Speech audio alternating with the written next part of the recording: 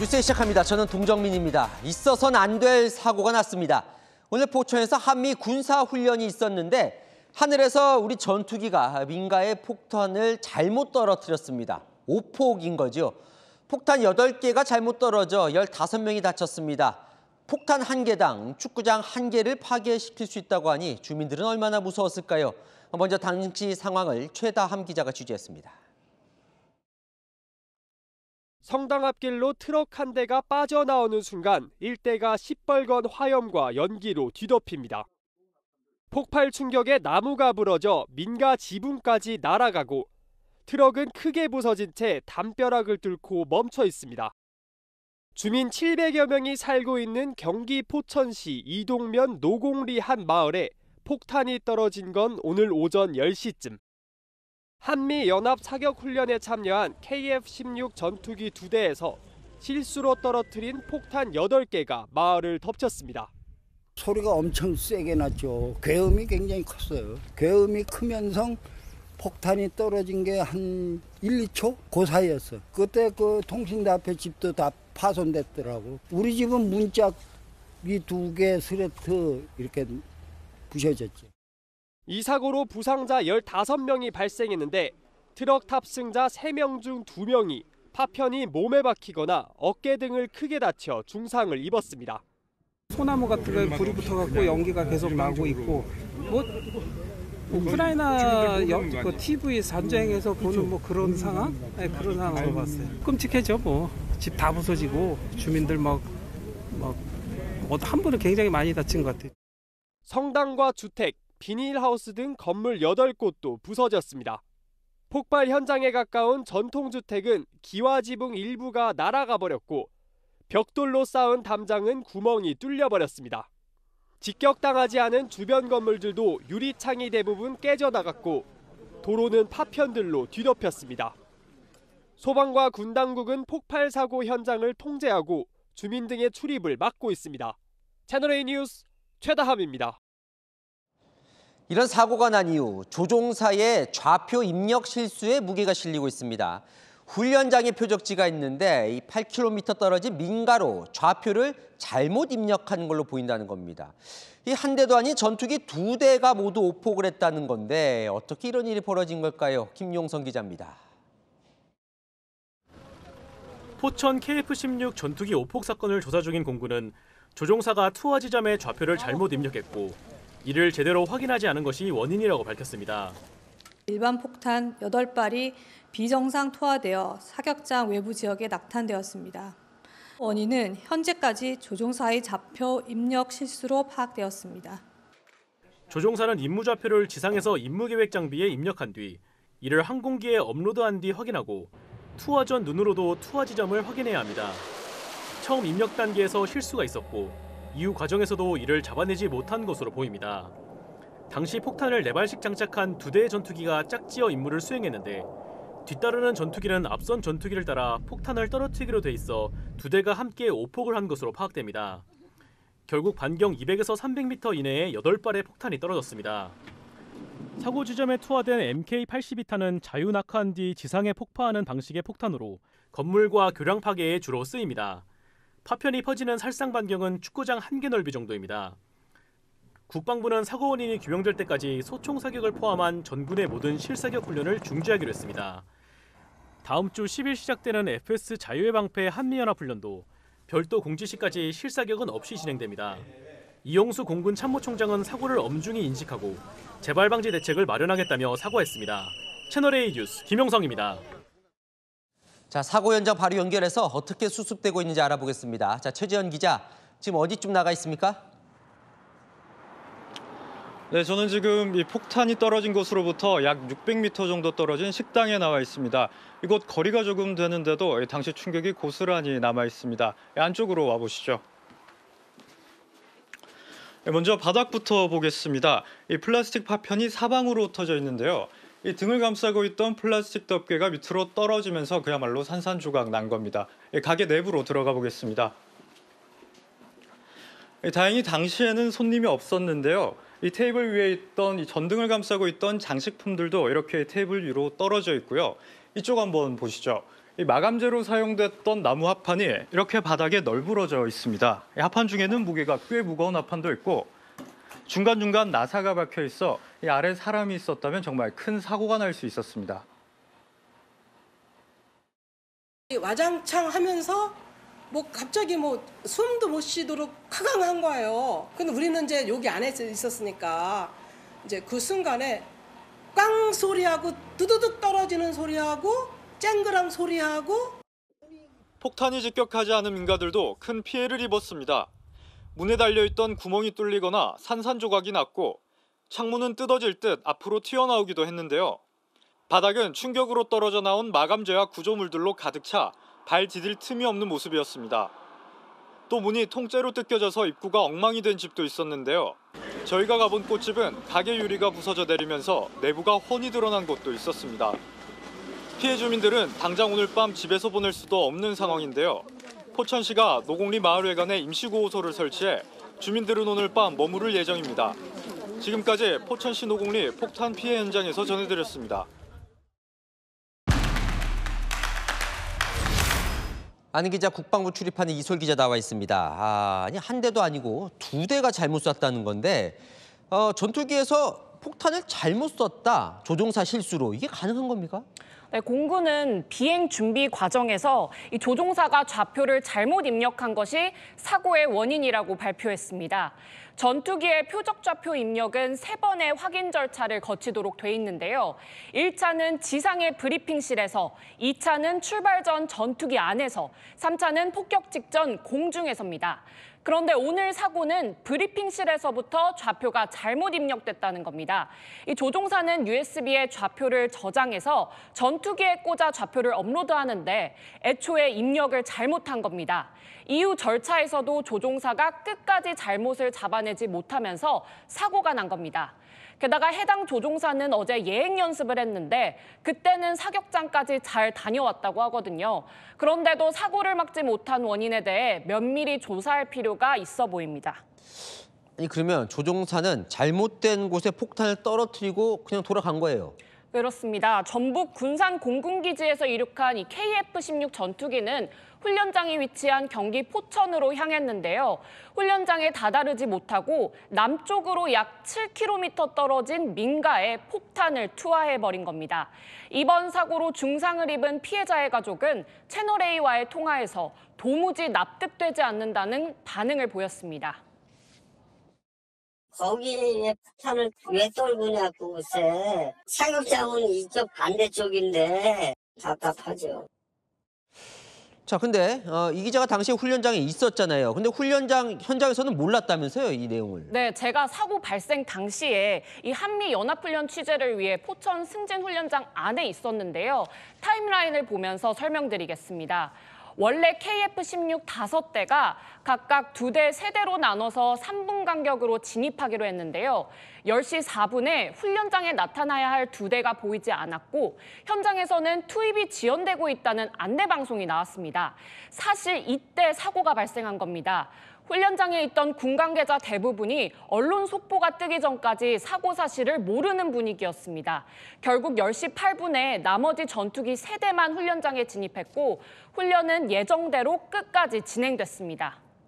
이후엔 김명수 합참의장과 제이비어 브런슨 한미연합군 사령관이 이 화기애애한 분위기 속에서 현장 장병들과 30분간 대화를 나누기도 했습니다. 참, 근데 자칫하면 정말 큰 사고로 이어질 뻔했다면서요? 네, 오늘 훈련에는 위력이 훨씬 강한 이 폭탄도 동원됐었습니다. 이날 민가에 떨어진 MK-82 폭탄은 살상 범위가 축구장 1개 정도입니다. 그런데 이날 함께 훈련한 F-15K 전투기는 벙커 파괴용인 MK-84 폭탄을 투하했는데 살상 범위가 MK-82의 16배에 달합니다. 만약 MK-84가 오폭됐다면 초대형 피해가 났을 수도 있는 겁니다. 참 이러면 사격장 근처 주민들 어떻게 불안해서 살겠습니까? 근데 이 포천에서 사고가 난 게 처음이 아니에요. 네, 전투기 오폭 사고는 매우 이례적이지만 여러 군사 관련 시설이 위치한 포천에서는 유독 오폭 사고가 빈번한데요. 가장 최근에는 2023년 10월 포천 영평훈련장에서 발사된 뒤 다른 물체에 튕겨나간 도비탄이 인근 도로를 달리던 민간인 차량의 앞유리에 꽂히는 일이 있었고요.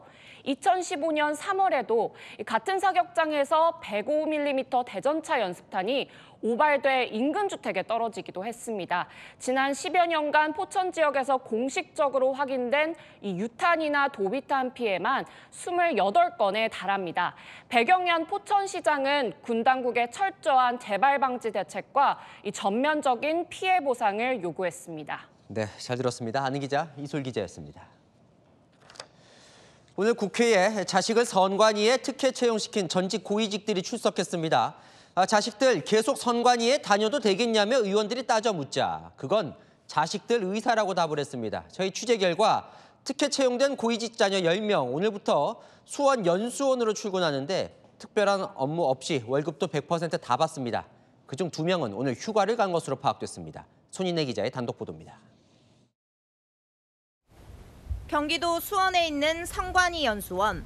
감사원 감사 결과 특혜 채용이 발각돼 직무 배제된 고위직 자녀 10명은 오늘부터 이곳으로 출근합니다. 네, 선생님 저 채널A 기자인데요. 촬영은 안 해,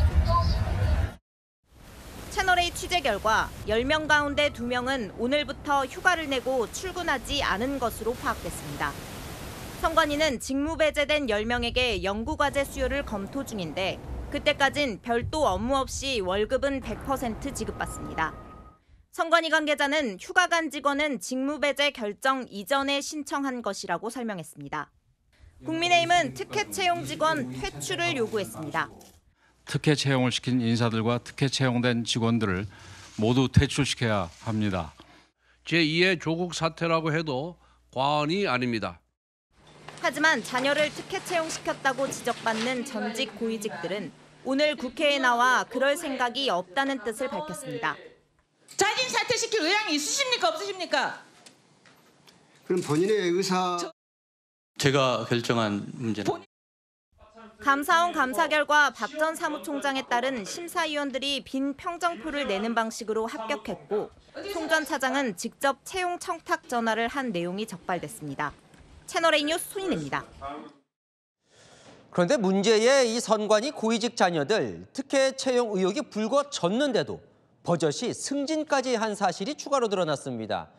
선관위 사무총장은 쫓아낼 방법은 없다면서 자발적으로 그만둬 주길 바란다고 했습니다. 이세진 기자입니다. 특혜 채용 사실이 드러난 선관위 고위직 자녀 2명이 승진까지 한 사실이 새롭게 드러났습니다. 시점은 지난해로 재작년 5월 특혜 채용 논란이 불거진 뒤 버젓이 승진까지 한 겁니다. 박찬진 전 선관위 사무총장 딸과 윤재현 전 경북 선관위 상임위원의 딸로 각각 지난해 8급에서 7급으로 승진했습니다. 이래서 자료를 안 준 겁니다. 직무 배제도 아니고 징계 절차도 아니고 어떻게 문제의 당사자들을 승진까지 시키게 됐는지. 야당에서도 특혜 채용 직원들에 대한 조치 요구가 쏟아졌습니다. 사표를 받은 문제가 아니라 선관위에서 유죄 판결을 받아낸 다음에 임용 취소를 해야 된다. 선관위 사무총장은 현행법상 인용을 취소할 근거가 없다고 말했습니다. 채용 비위 직원을 임용 취소할 수 있도록 한 국가공무원법이 개정됐지만 해당 직원에 소급 적용할 순 없다는 겁니다. 저희 조직원들 사이에서도 이분들이 책임지기를 원합니다. 그래서 스스로 결자 해지의 심정으로 조직을 위해서 그러니까 사퇴나 이런 김 사무총장은 국민 정서를 고려한 추가 조치를 고민 중이란 입장도 밝혔습니다. 채널A 뉴스 이세진입니다. 네, 윤석열 대통령 탄핵 심판의 변론은 종결됐지만 국회 측과 윤 대통령 측의 치열한 물밑 전쟁은 이어지고 있습니다. 양측 모두 추가로 의견서를 내며 공방을 이어가고 있습니다. 김정근 기자가 취재했습니다. 윤석열 대통령 측은 오늘 헌법재판소에 참고 서면을 추가로 제출했습니다. 헌법학 교수 4명의 의견을 인용해 대통령 탄핵을 기각 혹은 각하해야 한다는 내용이 담겼습니다.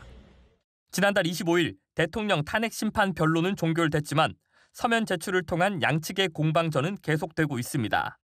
최근 국회 측은 검찰 조사를 받은 군 실무자 진술 조서를 추가 증거로 채택해달라고 의견을 냈습니다. 윤석열 대통령에게 불리한 진술을 선고 전에 하나라도 더 추가하려는 겁니다. 제가 정확히 들은 것은 대통령님께서 문을 부셔서라도 국회의원을 끄집어내라라고 하시고 잠깐 뜸을 들이시고 필요하면 전기라도 끊어라. 윤 대통령 측은 참고인 진술은 증거로 쓰면 안 된다는 입장입니다. 그제 헌재에 제출한 참고 서면에선 야당이 탄핵 제도를 권력투쟁 도구로 악용하는 길을 헌재가 제공하는 결과가 됐다며 야당과 헌재를 싸잡아 비판했습니다. 헌재 관계자는 변론 종결 이후 추가 의견서까지 모두 참고한다면서도 선고 결과에 영향을 줄지는 재판관이 판단할 것이라고 설명했습니다. 채널A 뉴스 김정근입니다. 이런 가운데 곽종근 전 특전사령관이 양심 선언을 요구받았다고 지인에게 토로한 녹취가 공개되자 여당은 민주당의 회유 사실이 드러났다며 공세를 폈습니다. 곽 전 사령관은 즉각 반박했습니다. 최승현 기자입니다. 내가 참 할 말은 무지하게 많은데 누구는 나한테 양심선언을 하라는데 내가 어떻게 하냐 그러냐. 내가 살려면 나보고 양심선언 하라는데. 계엄 해제 다음 날인 지난해 12월 5일 곽종근 전 특수전 사령관과 지인이 통화한 내용이 공개되자 국민의힘은 일제히 공세에 나섰습니다. 이 통화 다음 날 민주당 의원의 개인 방송에 출연한 곽 전 사령관의 발언은 결국 민주당의 회유와 겁박으로 나왔다는 주장입니다. 안에 있는 의원들을 밖으로 이렇게 좀 빼내라 지시를. 이제 진짜 양심 선언을 해야 될 사람들은 바로 이러한 조작에 관여한 박선원, 김병주, 박범계, 부승찬 의원 등 곽종근 사령관을 내란범으로 협박한 민주당이 탄핵 공작의 뒷배입니다. 하지만 곽 전 사령관은 직접 변호인에게 오늘 전화를 걸어 여당 주장을 부인했습니다.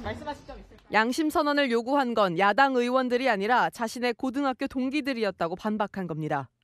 민주당 의원들이 양심 선언을 하라고 했다면 오히려 따르지 않았을 것이라며 문제의 통화를 했던 인물의 당적이 오히려 국민의힘이라고 밝혔습니다.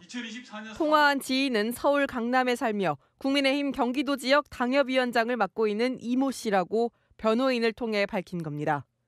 민주당은 엉터리 의혹을 쫓아 좌충우돌하는 국민의힘의 모습이 한심하다고 밝혔습니다. 채널A 뉴스 최승현입니다. 탄핵 심판 선고가 다가오면서 탄핵 반대 진영은 장외전에 몰두하고 있습니다. 윤 대통령이 있는 구치소를 찾은 한국사 강사 전한길 씨는 주말 집회에 더 많이 나와달라고 호소했습니다. 김세인 기자입니다. 윤석열 대통령이 구속돼 있는 서울구치소를 찾은 한국사 강사 전한길 씨. 대통령을 응원하는 편지를 낭독했습니다. 자유대한민국을 수호하고자 하는 모든 국민들의 열망이 하나가 되어 대통령님의 빠른 석방과 직무 복귀만을 간절히 기다리고 있습니다. 전 씨가 등장하자 탄핵에 찬성하는 집회 측에서 스피커 음량을 높이며 민감하게 반응했습니다. 그냥 용서 안 하겠죠. 결국 전 씨는 서울구치소 정문 앞이 아닌 탄핵 반대 집회 연단으로 자리를 옮겨야 했습니다. 전 씨는 헌재의 탄핵 심판이 나면 대통령은 복귀할 것이라고 확신했습니다. 대통령 직무 복귀하시게 될 테니 그때까지 조금만 참고 견뎌 주십시오. 전 씨는 탄핵 반대 집회 참석을 호소했습니다. 자유민주 지키기 위해서는 이번 주말에 더 많이 나와야 돼. 예? 더 많이. 광화문에 가시고 여의도 가면 여의도 가고. 전 씨는 이번 주 토요일 탄핵 반대 집회에 연사로 나설 예정입니다. 채널A 뉴스 김세인입니다. 이재명 민주당 대표가 부산에 내려갔는데요. 박형준 부산시장과 충돌했습니다. 야당 대표와 지자체장의 충돌은 이례적인 일이죠. 만남 이후 박 시장은 기껏 만났더니 부산 시민을 냉대했다며 불쾌한 감정을 쏟아냈는데 대체 무슨 일이 있었던 걸까요? 이서영 기자입니다. 이재명 민주당 대표와 박형준 부산시장의 면담 자리가 시작부터 묘한 신경전으로 번집니다. 지금 민주당은 그런 국가 균형 발전 가치에 대해서 조금 관심이 많이 떨어지신 것 아닌가 하는 생각을 갖습니다. 박형준 시장께서 민주당 대표가 인천 살다 보니까 부산을 잘 모르는 거 아니냐 이런 생각하시는데 그건 아닙니다. 20분 정도 진행된 비공개 면담 이후 박 시장은 격앙된 감정을 쏟아냈습니다. 이런 방구도 없이 냉담하게 대응을 했다는 것은 저를 무시했다는 생각을 넘어서서 우리 부산 시민들을 냉대했다라는 생각을 저는 하게 됩니다. 부산 시민을 무시하는 거라고까지 했거든요. 차량 왼쪽에 있습니다. 박 시장은 부산시 현안인 산업은행 부산 이전과 글로벌 허브 도시 특별법 처리를 언급했지만 이 대표가 대꾸도 않고 북극항로 개청만 언급했다고 주장했습니다. 이 대표 측은 충분히 검토하겠다고 답했다며 박 시장의 태도를 문제 삼았습니다. 기대에 맞는 이 답변을 못 들어서 상당히 실망하셨는지 모르겠는데 그렇다고 해서 저희 당이 부산에 대한 애정이 없다거나 그렇게 표명하시는 것은 조금 적절하지는 않은 것 같아요. 박 시장 측은 이 대표가 비공개 대화 내내 박 시장의 요청에 딴소리만 했다고 했고 이 대표 측은 박 시장이 정치적인 이득을 노리고 억지로 이슈를 키웠다고 맞섰습니다. 채널A 뉴스 이서영입니다. 이미 다 짜고 한 짓이거든요. 자, 이 비명계가 본인 체포 동의안 표결 당시 비명계와 검찰이 짜고 비명계가 가결시켰다고 주장한 이재명 대표를 향해 공식 사과를 요구했습니다. 공든탑이 무너졌다며 분노했는데요. 이 대표는 오늘은 침묵했지만 친명, 물러설 생각은 없어 보입니다. 구자준 기자입니다. 비공식적으로 요구한 거, 협상으로 제시한 거 이런 걸 맞춰보니까 이미 다 짜고 한 짓이거든요. 지난 2023년 9월 체포동의안 가결 당시 민주당 일부가 검찰과 내통한 걸로 추측한다는 취지의 이재명 대표 발언에 비명계는 들끓었습니다. 고민정 의원은 이 대표 스스로 쌓은 공든탑이 무너진 느낌이라고 했고 김두관 전 의원은 이 대표가 국민통합은커녕 당내 분열을 주장한다며 사과를 요구했습니다. 지난해 민주당을 탈당한 이상민 전 의원은 새빨간 거짓말이라고 했습니다. 불체포 특권을 포기하겠다. 그 약속은 그럼 이재명 대표 본인이 검찰과 짜고 한 짓입니까? 비명계와의 완전한 절연선언, 통합 없이도 대통령 된다는 자신감이냐는 비판도 나왔습니다. 친명계는 일제히 옹호했습니다. 내통까지는 아니어도 상당한 정보를 받았을 가능성이 좀 있다. 이러한 문제가 당내에서 또 부각될 수 있으니까 미리 못을 바꾸고 가는 것 아닌가. 이 대표 측은 추가 대응을 자제하는 분위기입니다.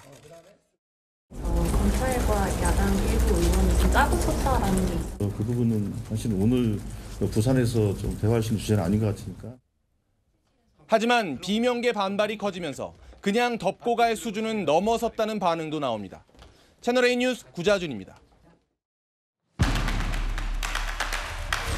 안 기자, 정치부 박정 기자 나왔습니다. 비명계가 검찰과 짜고 본인의 체포동의안을 가결시켰다.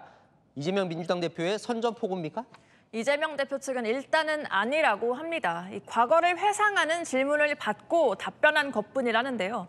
하지만 틀린 말은 아니다. 언젠가 할 말이었다는 말도 동시에 하고 있습니다. 선전포고가 지금은 아니더라도 곧 할 분위기입니다.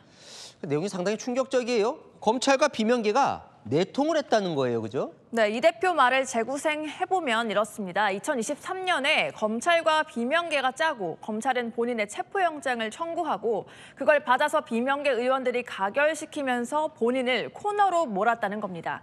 그걸 본인이 미리 알고 표결 당시 부결시켜달라고 했다는 건데 가결 찍은 사람을 가려내기 위해서죠. 그래서 어느 정도 그들이 드러났고 결국 공천 때 탈락했다는 겁니다. 그런데 지난주에 자잖아요. 이 대표가 비명들 릴레이로 만난 만나서 통합행보라는 게. 근데 갑자기 왜 이렇게 때린 거예요?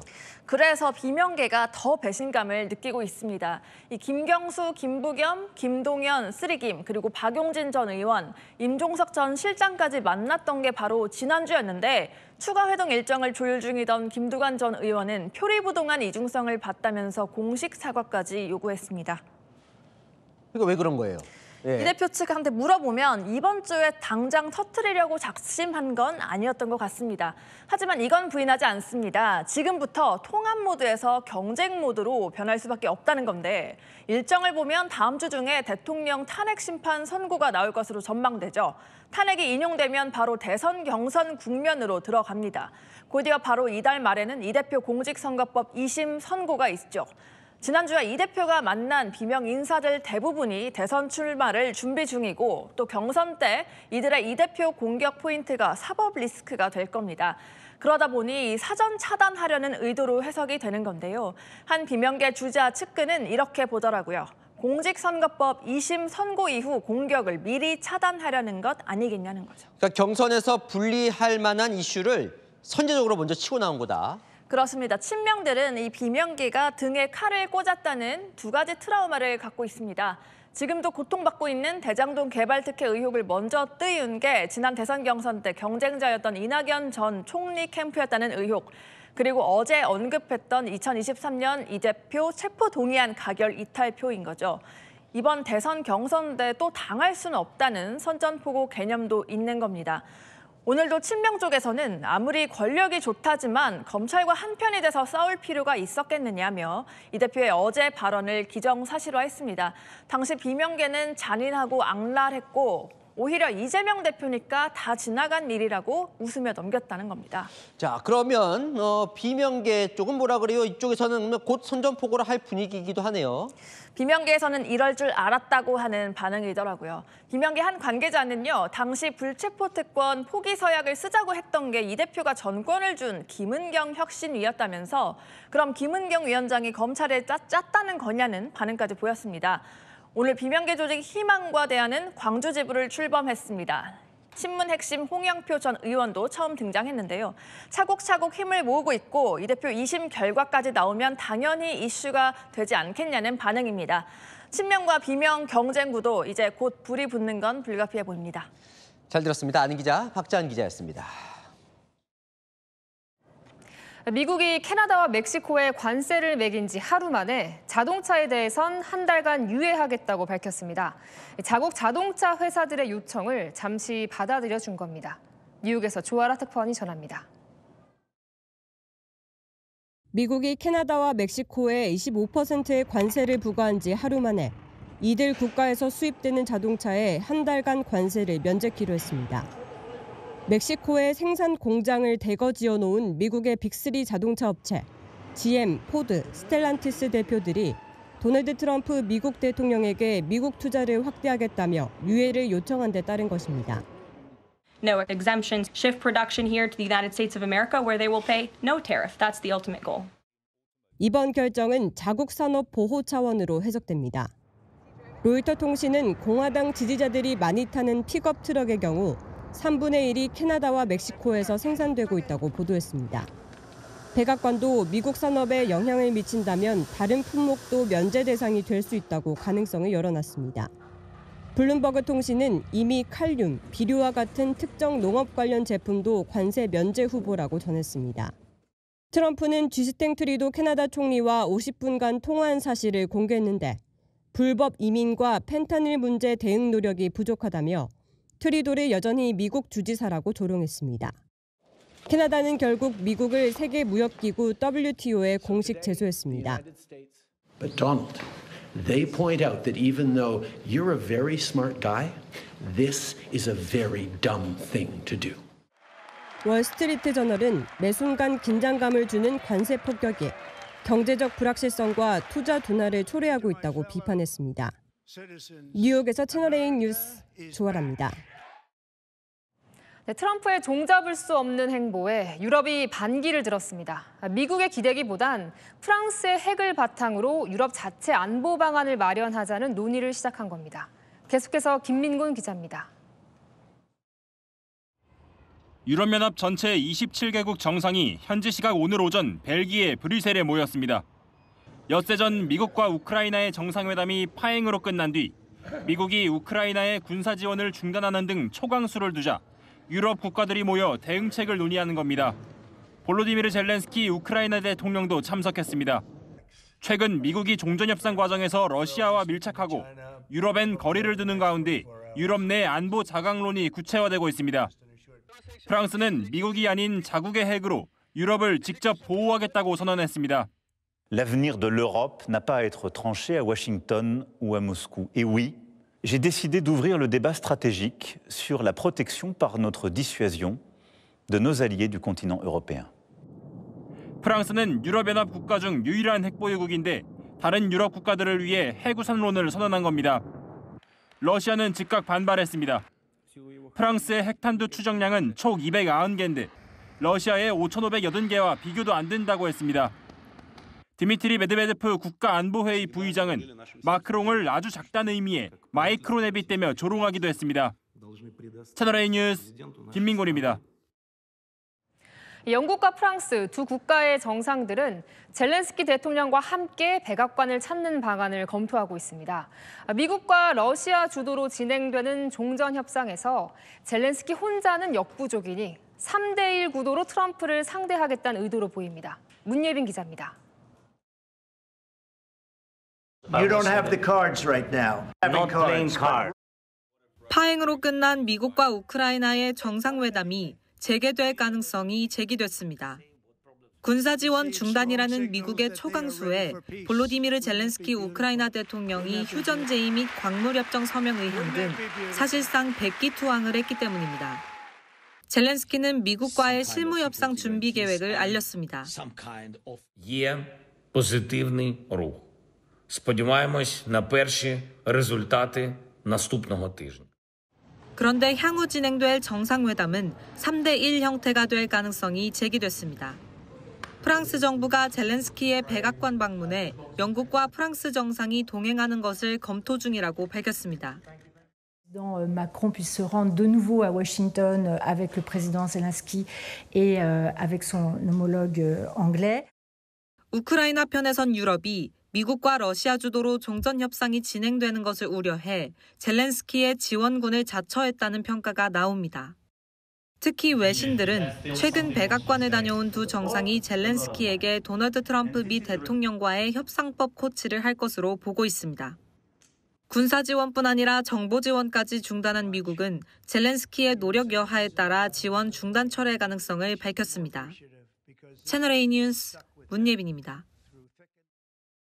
람보르기니, 페라리 같은 슈퍼카 업체 CEO들이 잇따라 한국을 찾고 있습니다. 수억 원대의 슈퍼카들이 본국인 이탈리아보다 한국에서 더 잘 팔리고 있기 때문인데요. 한국이 주력 시장으로 떠오르고 있습니다. 우현기 기자입니다. 굉음을 내면서 내달리는 슈퍼카. 주행 트랙을 빠른 속도로 질주합니다.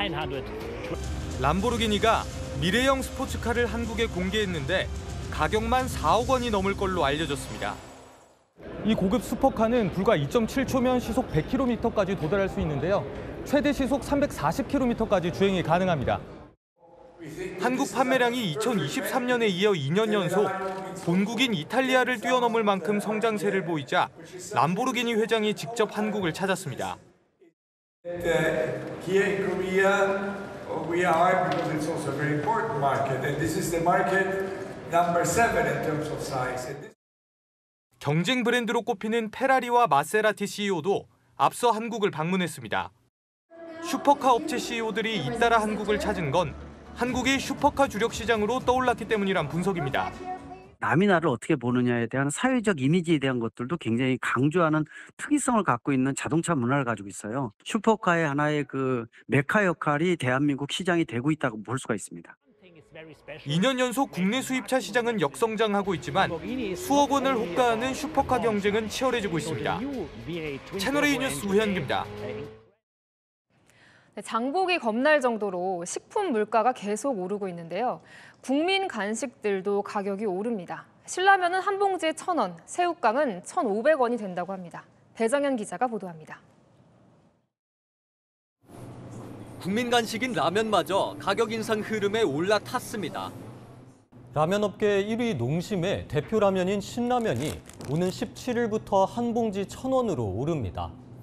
새우깡도 100원 올라 한 봉지 1,500원이 됩니다. 너구리와 짜파게티 등 주요 라면과 스낵류의 출고가도 대폭 오릅니다.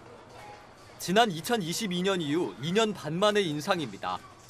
가격대가 제일 만만해서 저희 부부가 좀 밤에 라면을 먹었었는데 가격적인 이득이 없어지면은 차라리 그냥 안 먹고 말 수도 있을 것 같아요.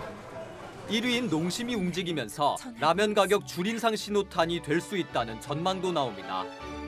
삼양식품, 오뚜기 등 다른 라면 업체들은 현재 계획이 없다면서도 정상화를 언급하며 인상 가능성을 내비쳤습니다.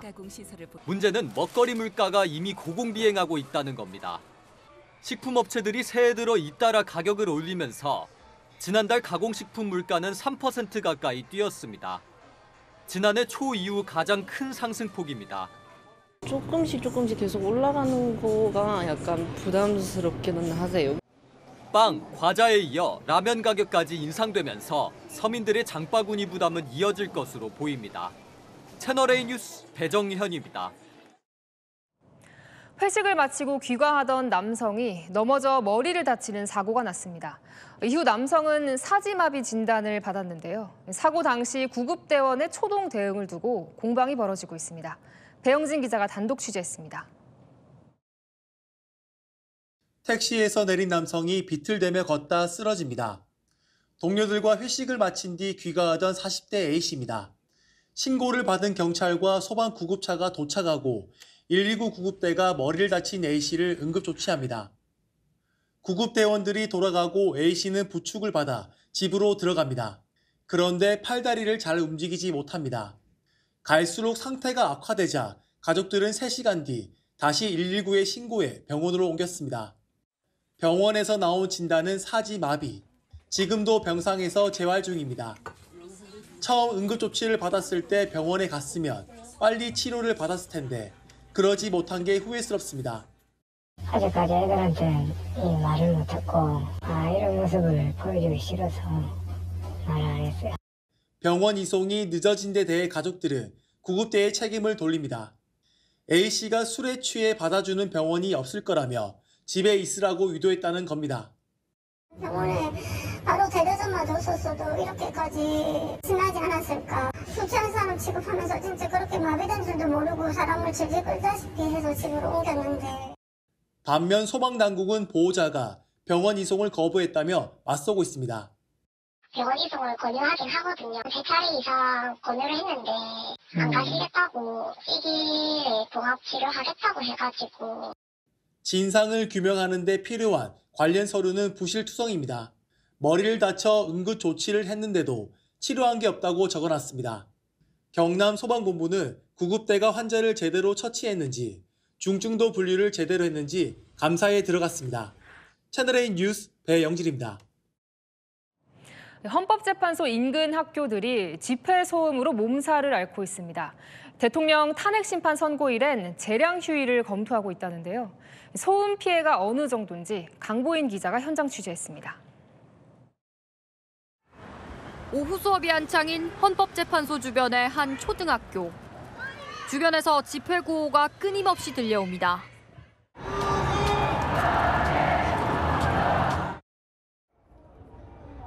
헌법재판소에서 직선으로 300여 미터 떨어진 초등학교 정문 앞입니다. 하루 종일 탄핵 관련 집회가 계속되다 보니 이곳에서도 집회 소음이 선명하게 들립니다. 길 건너에서 소음 정도를 측정해보니 학교 주변 소음 기준치인 60데시벨을 훌쩍 넘는 소음이 측정됩니다. 대통령 탄핵 심판 선고 날이 다가올수록 집회 개최가 더 잦아지면서 학부모들은 자녀들이 공부에 집중할 수 있을지 걱정이 큽니다. 본격적으로 수업이 이제 시작이 되고 있으니까 소음 문제, 그게 제일 걱정이 되는 부분 중에 하나예요. 도로가 통제되거나 사람들이 모이는 날이면 아이가 한숨을 쉬더라고요. 예, 탄핵 반대 하면서 예. 학교 관계자들도 애를 먹고 있습니다. 시위하는데 거기 바로 옆에 교실이 특별교실이 있어요. 근데 거기는 되게 시끄럽다고 하시더라고요. 헌재 인근 학교들 중 일부는 대통령 탄핵 심판 선고 이래 아예 재량 휴업을 하기로 했습니다. 초등학교하고 학교는 재량휴일을 하는 걸로 알고 있어요. 오늘 뭐 회의하신다고 그렇게 했대요. 헌재 근처 학교 학생들은 탄핵 심판 후에도 불복 집회 등으로 같은 불편이 계속되지는 않을지 우려하고 있습니다. 채널A 뉴스 강보인입니다. 정부가 2026학년도 의대 정원을 동결하는 쪽으로 가닥을 잡았습니다.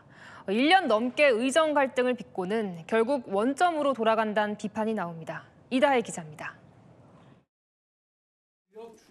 권성동 국민의힘 원내대표가 내년도 의대 모집 인원을 3,058명으로 동결하는 방안이 타당하다고 밝혔습니다. 의대 증원전 모집 인원으로 일단 되돌아가자는 겁니다. 지금은 정부의 어떤 그런 감정이나 자존심 싸움을 할 때가 아니고 어떻게 하든 간에 학생들을 빨리 학교에 복귀시켜서 의료교육을 정상화하는 것이 학생들을 위해서도 좋고 국민들에게도 필요한 일이라. 40개 의대 총장과 학장들이 교육부의 동결 방안을 제안하자 오늘 오후 대통령실과 정부, 여당은 회의를 열고 이 문제를 포함한 의료개혁 방안을 논의했습니다. 그동안 난색을 표해온 복지부 역시 각 대학 총장님의 마음에 공감한다며 달라진 기류를 내비쳤습니다.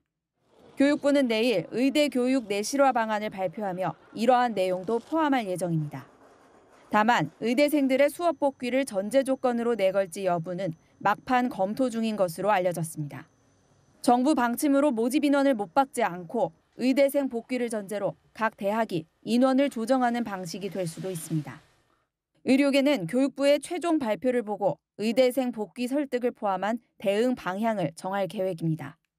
국민들의 피해를 감수하면서 1년 넘게 끌어온 의대 정원을 결국 원상 복구하는 것에 대한 비판은 피할 수 없을 것으로 보입니다. 채널A 뉴스 이다혜입니다. 결혼을 앞둔 예비 신부가 친구들과 파티를 하는 이른바 브라이덜 샤워. 우리나라에서도 하나의 문화처럼 여겨지는 분위기인데요. 파티 한 번에 1,000만 원을 쓰는 경우도 있어 과시용 소비란 지적도 나옵니다. 현장 카메라 정성원 기자가 취재했습니다.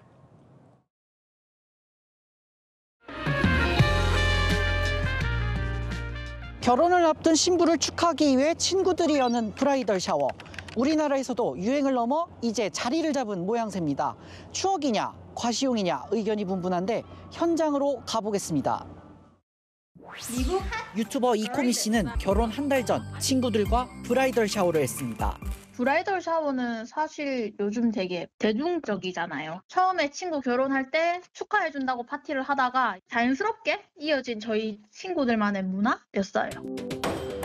하나의 문화로 자리 잡으면서 케이크와 꽃장식 등 관련 업계도 이미 고객층이 두텁습니다. 티아라도 이제 가격이 있다 보니 일반 케이크보다는 조금 있는 편이에요. 주말에나 그럴 때는 한 5개 이상 10개까지도 할 때가 있습니다. 약간 필수적인 게 이제 화관, 부케, 꽃팔찌는 거의 대부분 다 하시거든요. 워낙 수요가 높다 보니까 소품 옵션으로 하나 만들어놨거든요. 브라이덜 샤워 전문 업체도 등장했습니다. 각종 액세서리와 드레스부터 장식까지 전망 좋은 장소에 더해 모두 빌려줍니다. 10건 중에 8건은 브라이덜 샤워라고 보시면 될 것 같아요. 파티룸을 조사를 하면서 브라이덜 샤워가 부쩍 늘어난 거를 저희가 파악을 했어요. 브라이덜 샤워를 특화할 수 있는 곳이 어떨까? 업체 간 경쟁이 생기면서 가성비 좋은 상품도 늘어났습니다. 화려하게 하거나 하진 않아서 그냥 장식과 케이크 정도 값만 들었었어요. 수십만 원 안쪽이겠네요. 네, 그 정도 들었을 것 같아요. 나누기 하면은 7만 원, 8만 원 정도 했던 것 같고. 그러나 한 번뿐이라는 생각에 욕심을 부리는 경우도 있습니다. 추가는 40만 원이고요. 성인 4번 투숙하시려는 가로는 1,100만 원에 판매하고 있고요. 풍선 추가 6만 원, 드레스 추가하면은 또 5만 원 이런 식으로 추가금이 엄청 많더라고요. 이거를 해주는 게 맞나 싶어서 준비하면서도 저희도 내 건 안 해줘도 돼. 주는 사람도 받는 사람도 부담되지 않는 합리적인 소비가 필요합니다. 현장 카메라 정성원입니다. 뉴욕 한복판에 등장한 비키니 풍선을 두고 시끌시끌합니다. 18m 길이의 거대한 풍선은 속옷 브랜드에서 한 마케팅이었는데요. 뉴요커 반응은 냉담합니다. 송진석 기자입니다. 하늘색 비키니 수영복 차림의 거인이 미국 뉴욕 타임스퀘어 한복판을 차지한 듯합니다. 미국 유명 모델 킴 카다시안이 모델로 활동 중인 속옷 브랜드에서 새 수영복 홍보를 위해 만든 풍선입니다. 카다시안의 최근 화보 중 한 컷을 재현한 건데 그 길이만 18m에 달합니다. 하지만 뉴욕 시민들은 혹평을 쏟아내고 있습니다. I don't like it. Why? It's a little too crazy and it's a little too out there for Kim Kardashian, although she likes to be out there. 카다시안도 타임스퀘어 한가운데 내 인형이 있다는 게 믿기지 않는다며 냉담한 반응을 보였습니다. 어수선한 국회 안에서 흰 연기가 피어오릅니다. 그 순간 누군가 체류탄과 조명탄을 던져 국회는 아수라장이 됩니다. 연막 안에선 누군가 세르비아가 정권 교체를 위해 일어선다는 내용이 담긴 현수막을 펼치기도 합니다. 현지시가 그제 대통령 퇴진을 두고 여야 갈등이 이어지는 세르비아 국회에서 야당 의원들이 최루탄까지 쏘며 극한 충돌을 벌였습니다. 이날 충돌로 의원 3명이 부상을 당한 것으로 알려졌습니다. 경찰이 넘어진 남성을 향해 곤봉을 휘두르고 후추 스프레이까지 뿌리며 시위대를 강경 진압합니다. 이에 분노한 시위대도 경찰을 때리는 등 폭력 사태가 빚어졌습니다. 아르헨티나에서 정부의 연금 개혁안에 반대하는 시위대와 경찰이 격렬하게 충돌했습니다. 시위대는 대부분 퇴직자들로 연금 인상을 요구하며 매주 시위를 벌이고 있습니다. 채널A 뉴스 송진섭입니다. 오세훈, 한동훈, 안철수 여권, 대권 잠룡들은 국회, 대학가, 산업 현장에서 바쁘게 움직였습니다. 장소는 다르고 소재는 달라도 공통점은 모두 이재명 때리기였습니다. 남영주 기자입니다. 청바지에 단화를 신고 캐주얼한 차림으로 대학생들 앞에 선 한동훈 전 국민의힘 대표.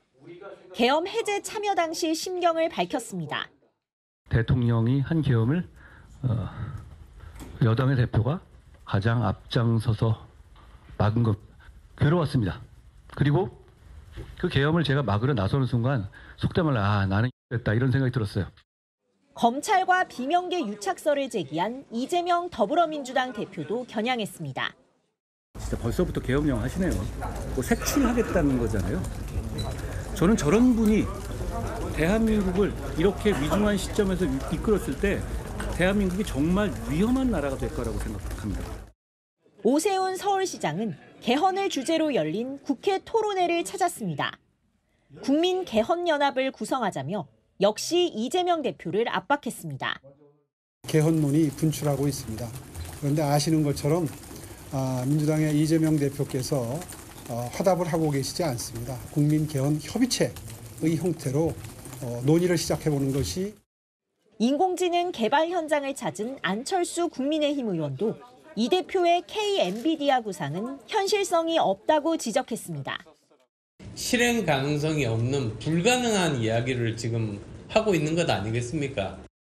탄핵 심판 선고 전까진 조기 대선에 대놓고 뛰어들 순 없는 만큼 당분간 여권 잠룡들은 이재명 대항마 경쟁에 나설 전망입니다. 채널A 뉴스 남영주입니다. 국민의힘이 배우자의 경우 상속세 전면 폐지 방침을 들고 나왔습니다. 민주당의 상속세 공제한도 상향에 맞불 성격으로 들고 나온 건데요. 여야의 상속세 전쟁 한번 비교해 보시죠. 정현주 기자입니다. 국민의힘이 배우자 상속세 전면 폐지 방침을 밝혔습니다. 함께 재산을 일군 배우자 간의 상속은 세대 간 부의 이전이 아닙니다. 대부분의 선진국은 배우자 상속에 과세하지 않습니다. 이중 과세 문제가 있는 현행 상속세 체계를 손보겠다는 겁니다. 배우자 상속세를 전면 폐지하고 전체 유산에 세금을 부과하지 않고 구성원별로 상속받은 만큼만 세금을 내는 유산취득세 방식으로 바꾸는 두 가지 안을 꺼냈습니다. 상속세 공제 한도를 올려 줄여주겠다는 민주당 안의 맞불 성격입니다. 배우자 공제 10억 정도의 일괄공제 한 3억 정도 올려서 10억을 18억으로 하면 18억? 예. 거의 대부분 서울의 웬만한 집들은 다 해당이 되더라. 배우자의 상속세 전면 폐지 추진 배경으로 국민의힘 관계자는 배우자 사망 전에 이혼하는 비정상적인 일까지 벌어지고 있다며 이중 과세라고 주장했습니다. 하지만 민주당 관계자는 혼인기간 기여도 등 따져야 할 게 많다며 전면 폐지는 설익은 주장이라고 평가절하했습니다. 채널A 뉴스 정현주입니다. 민주당이 이재명 대표가 말한 한국판 엔비디아를 현실화하겠다며 50조 원 규모의 국민 펀드를 만들겠다고 발표했습니다. 이 대표는 오히려 이 이슈를 쟁점화시키라고 했다는데요. 여권에선 국민이 돈 넣었다가 실패하면 누가 책임질 거냐고 비판했습니다. 이상원 기자입니다. 더불어민주당이 50조 원 규모의 국민 참여형 국민펀드 조성을 추진하겠다고 밝혔습니다. 인공지능 등 첨단 산업 기업들은 대규모 자금을 확보할 수 있게 되고 국민에게는 자산 증식의 기회가 되기도 할 것입니다. 국민, 기업, 정부, 연기금 등 모든 경제 주체가 참여하는 국민 참여형 펀드를 만들겠다는 겁니다. 50조 원 규모의 펀드 자금을 국내 첨단 기업의 주식이나 채권에 투자한 뒤 국민이 배당 수익을 가져가도록 하자는 겁니다. 최근 이재명 대표가 제안한 한국판 엔비디아 지분 공유 개념의 현실화에 나선 겁니다. 이 대표는 어제 비공개 회의에서 K-엔비디아 사안을 쟁점화시켜달라고 지도부에 주문한 것으로 파악됐습니다. 국민의힘은 투자 실패 책임은 누가 지냐고 따져 물었습니다. 만에 하나 국민펀드를 모집해서 투자를 했는데 실패할 경우에는 그것도 누가 책임을 지는 것인지에 대해서 또 책임 소재가 불분명하기 때문에 금융업계 관계자는 펀드 수익률 보장을 장담할 수 없는 상황에서 50조 원을 조성할 수 있겠냐며 현실성이 낮다고 말했습니다. 채널A 뉴스 이상원입니다. 성혜랑 기자와 열왕야랑 시작합니다. 첫 번째 주제 보겠습니다. 여당 지도부들이 보이는데요. 뭘 천수시켜요? 네, 박수영 국민의힘 의원 나흘 전에 단식 시작했죠. 이 권성동 원내대표 오늘 박 의원 찾아가서 단식 강제 철수 지시를 내렸습니다. 당과 나라를 위한 충정은 국민들이 알게 됐는데 이미 나는 그런 뜻이 관철됐다고 봐요. 이제 그만하시고. 박수영 의원이 딱 보여줬어. 나이 60 넘어서 단식한다는 것이 신체 조화를 깨트리는 거니까 이제 그만하시고 강제로 접게 만들 거예요. 축구를 보겠습니다. 축구가 아니야 이거는. 건강을 많이 걱정하네요. 네, 건강도 건강이고요. 당내에서 맡은 직책도 많은데 역할을 해주는 것도 중요하다는 거죠. 당직이 없는 것도 아니고 정치계 부의장에다가 기재위 간사, 그다음에 국민연금 특위위원장까지 다 맡고 있는데 다 손 놓고 있잖아요 지금. 태업하는 거예요 태업. 앰뷸런스 좀 불러요. 모든 중에 다 마무리하자고. 좀 축구를 보겠습니다. 네, 총무국장 좀 내 방으로 오라 그래. 맡은 게 한두 개여야지 말이야. 단식을 중단하도록 명분을 준 것 같기도 하고요. 네, 실제로 박 의원이 당내에서 맡은 게 많기는 합니다. 연금 개혁, 상속세법 논의가 한창인데 박 의원이 연금특위위원장이자 기재위 간사거든요. 권 원내대표 회의에서 박 의원을 찾을 일도 많습니다.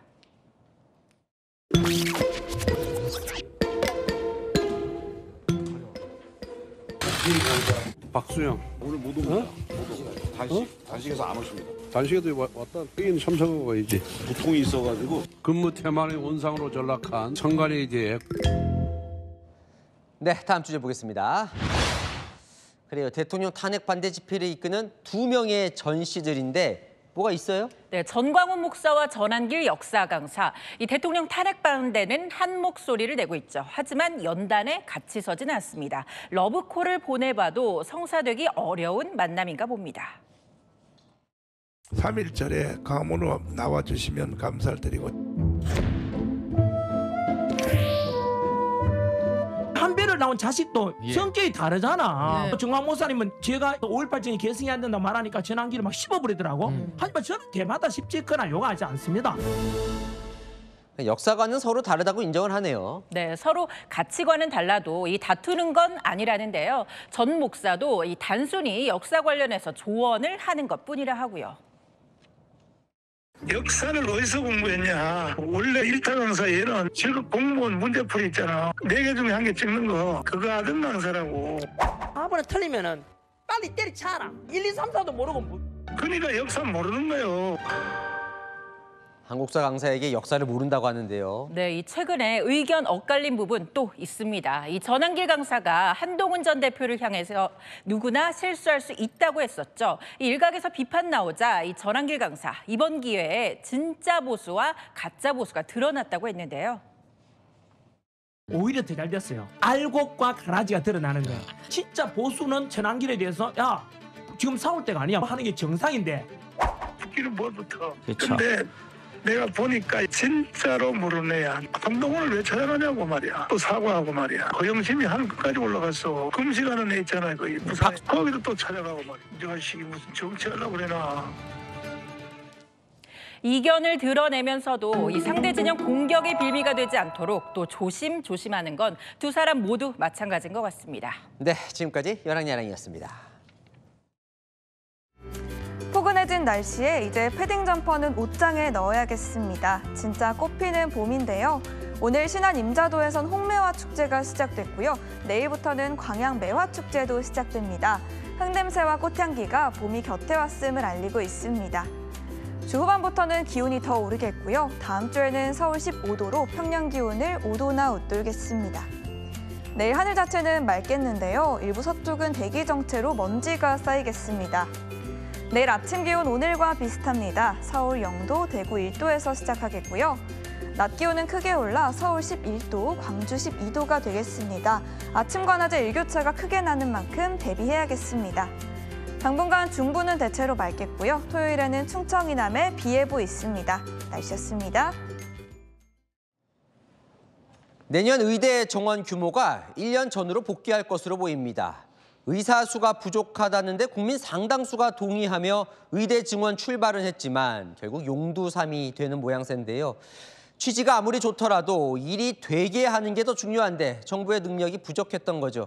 이제라도 전공의들은 현장으로, 의대생들은 교실로 돌아오길 바랍니다.